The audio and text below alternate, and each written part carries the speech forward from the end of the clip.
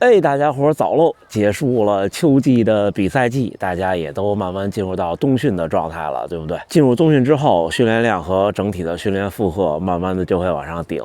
夏天的时候达不到的强度也开始安排起来了。冬训对于马拉松训练来说是非常重要的一个积累的季节。在冬训的一个训练周期里边，会更加侧重有氧跑，同时用轻松跑做跑量的积累，强度顶上去。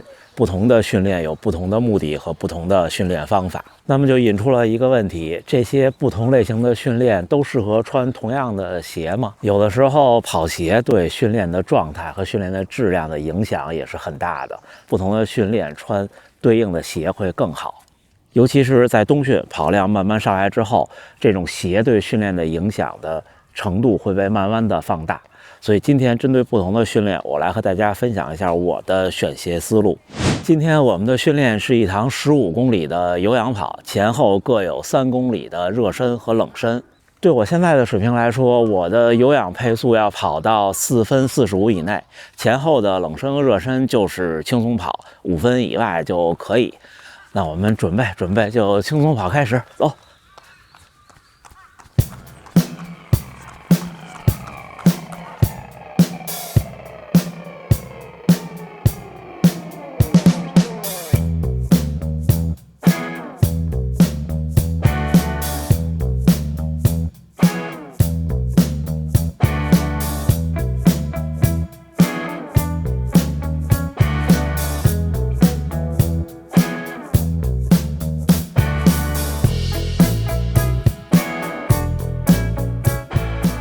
先说冬训里最常见也是最重要的类型有氧跑。有氧训练的目的其实很明确，提升有氧能力，让你可以更长时间、更稳定的输出。它本身是有强度的，但是这个强度不能影响你一个训练周期里真正的强度课的质量。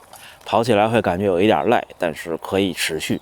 现在有氧训练已经持续了10公里，还有5公里就结束了。现在的感觉是稍微有一点点累。96这双鞋挺不错，穿这种鞋的感觉就和穿碳板鞋跑有氧不一样，不会有那种收不住的感觉，同时对肌肉关节的压力也不大。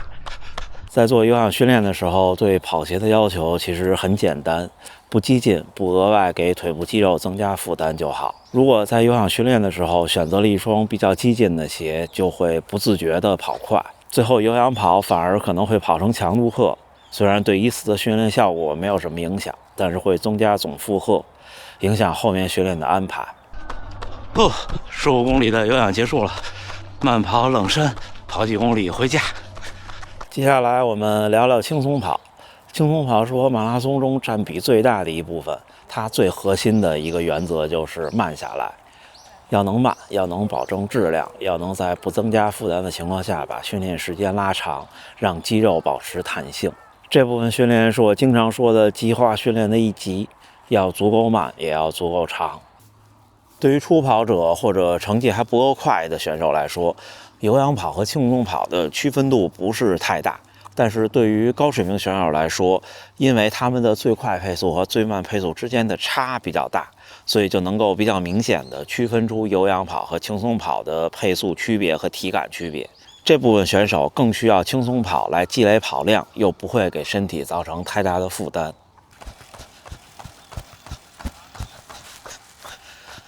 今天的训练结束，整体感觉还不错。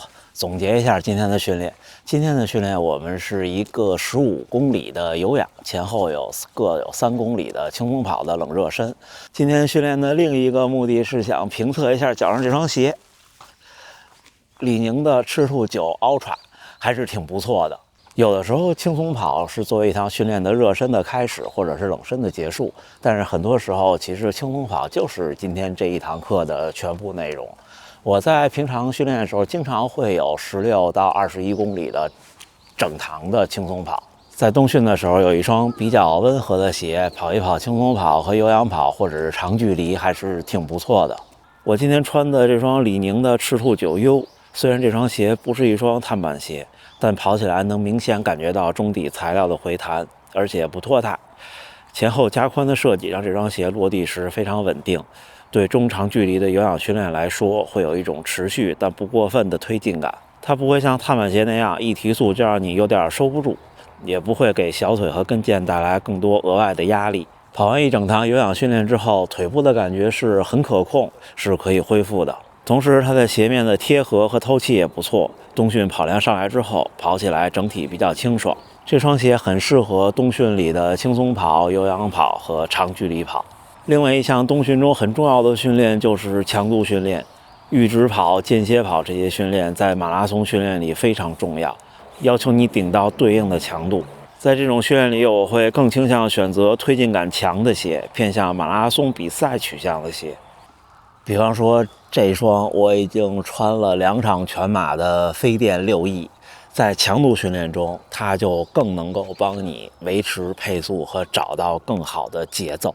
而且这2场比赛，一场温度特低，一场温度特高，飞电6E的中底的材料在不同的温度下表现都不错，没有因为过低的温度而对推进力有影响，非常适合冬训中的强度课。我一直以来的观点是，马拉松训练是一个系统工程，不同的训练有不同的目的，对身体的刺激也不一样，跑鞋只是其中的一个环节。不同的训练选择适合的跑鞋去完成，训练会更顺利，身体的反馈也会更清晰。把该慢的训练慢下来，把该顶的训练顶上去，让训练周期能够更加顺利的完成。希望今年的冬训，小伙伴们都能够在冬训中有所收获。最后，还是祝大家能努力生活，健康平安。咱们下回再见。